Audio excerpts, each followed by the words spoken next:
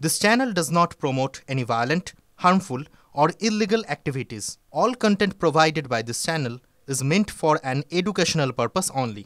Top quality और consistent performance के लिए सिर्फ सिल्वर पंप नाम याद रखना। প্রথম কথা হচ্ছে অনুপ্রবেশ আজকের এক বছরের ঘটনা নয়, আপনাদেরকে সেটা বুঝতে হবে। বিগত 70-75 বছর ধরে অনুপ্রবেশ চলছে।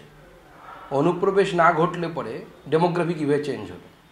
বায়োলজিক্যালি প্রুভ করে দেখান যে সীমান্তবর্তী জেলাগুলোর এই যে মুসলিম জনসংখ্যা এত বিপুল হারে বেড়ে গেছে, যেটা বায়োলজিক্যালি পসিবল না, যেটা আশাভাও দেখা গেছিলো। তো অনুপ্রবেশের কাঁটাতার তো এই তো সবে হলো।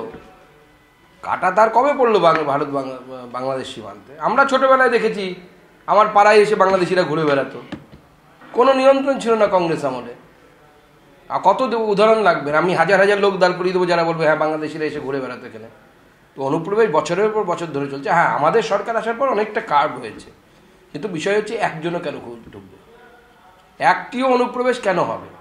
একটিও অনুপ্রবেশ হবে না, হওয়ার প্রয়োজন নেই, দরকার নেই অনুপ্রবেশে। মোহাম্মদ ইউনূসের ভাষা নিয়ে বিজেপি বলবে, এ তো নতুন কিছু নয়। কিন্তু আমরা তো দেখতে পাচ্ছি একের পর এক হিন্দু মন্দির ভেঙে দেওয়া, মূর্তি ভেঙে দেওয়া, হিন্দু মন্দিরের মূর্তি। আমি ধরলাম কারো উপর হামলা হলো, সেটা নয় পলিটিক্যাল হামলা, আমি ধরে নিলাম যে সে হয়তো আওয়ামী লীগ করতেন তিনি, তার জন্য তার বাড়িতে হামলা হয়েছে। মন্দিরের মূর্তিটা কোন আওয়ামী লীগ করতো? মন্দির কোনো আওয়ামী লীগের মূর্তির বা মূর্তি কোনো আওয়ামী লীগের বা শেখ হাসিনার দলের হয়ে কি প্রচারে গেছিল? তাহলে কেন মূর্তির উপর হামলা হবে, কেন মন্দিরের উপর হামলা হবে?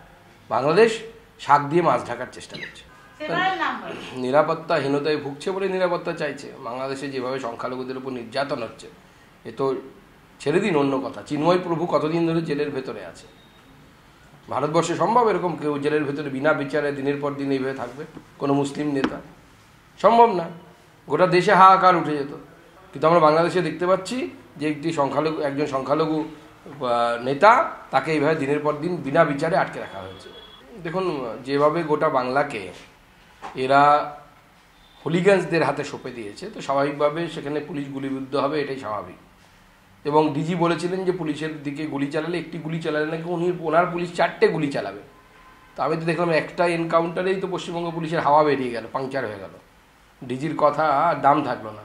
চণ্ডীতলা থানার ওসি যদি গুলিবিদ্ধ হন, তাহলে 4টে গুলি চালানোর কথা ছিল। তো ওসি কি একটিও গুলি চালিয়েছে? অনেক তৃণমূল নেতার মেয়ে আছে, আমি নাম বলে আর তাদেরকে বিব্রত করতে চাই না, তার মেয়ে সেরকম তৃণমূল বড় নেতার মেয়ে, তার কেবিসি থেকে মেডিকেল পড়েছে এনআরআই কোটাতে। আমি নাম বলে আর বিব্রত করতে চাইছি না ক্যামেরার সামনে, সময় তদন্ত হলে সবই বেরিয়ে আসবে।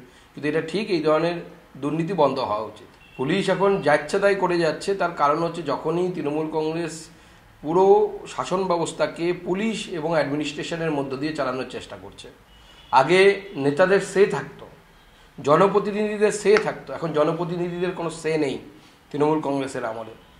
জেলার এসপি এবং ডিএম যা ঠিক করবে, সেটা আবার জেলা ওয়াইজ ডিপেন্ড করে। কোথাও এসপি ডিএমের উপরে, কোথাও ডিএম এসপির উপরে তার পদাধিকার বলে। স্বাভাবিকভাবে ডিএমরাই থাকেন, কিন্তু অনেক জেলাতে আমরা দেখতে পাচ্ছি এসপিরাই হচ্ছে হর্তাকর্তা বিধাতা।